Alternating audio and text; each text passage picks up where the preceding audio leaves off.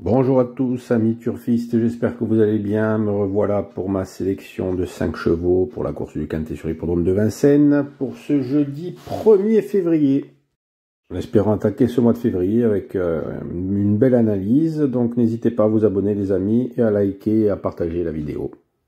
La course du Quintet de ce jeudi sera sur l'hippodrome de Vincennes en Réunion 1. Ce sera la course numéro 1 sur les 2850 mètres de la grande piste et le départ aura lieu à 13h55.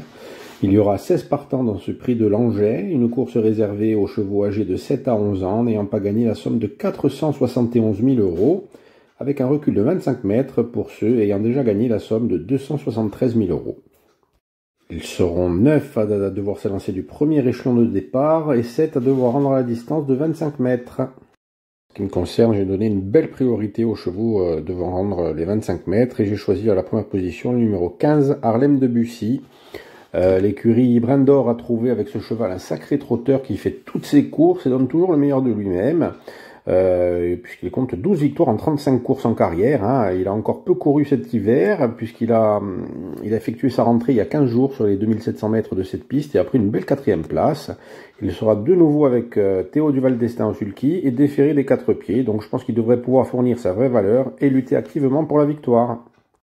À la 2e place, j'ai retenu le numéro 12, Yanmi.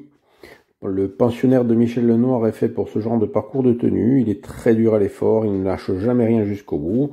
Et si Mathieu Abrivard lui donne le bon parcours, il va savoir prolonger son effort pour bien terminer sa course et pourrait même venir l'emporter. En 3e place, ce sera le numéro 16, 55 Bond.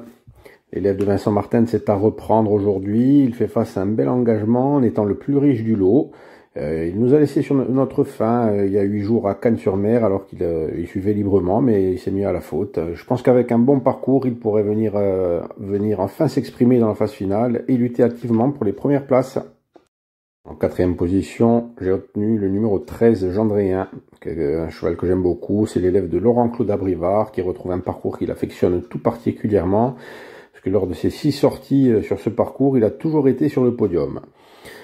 Après avoir terminé second dans la phase finale du GNT, il a repris un peu de fraîcheur et devrait savoir se mettre en évidence dans cette course et peut même intégrer le podium. Je le vois bien sur le podium.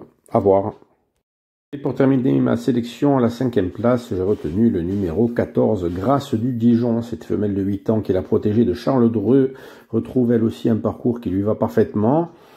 Comme l'attestent ses résultats sur cette distance de la cendrée parisienne. Elle est déférée des 4 pieds et elle sera avec Éric Raffin, avec qui elle compte 13 victoires en 18 associations. Donc c'est presque parfait, on va dire. Elle devrait sans incident lutter activement pour les premières places, mais personnellement je la retiens volontairement un peu loin parce que j'ai été un peu déçu la dernière fois.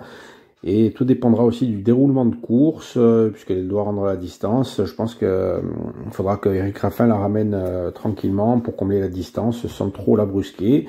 Mais ça reste quand même une très très bonne chance dans ce quintet. Je vous fais donc le résumé de ma sélection. Alors on commence avec le 15, Harlem de Bussy, le 12, Yanmi, le 16, 55 Bond, le 13, Gendréen et le 14, Grâce du Dijon.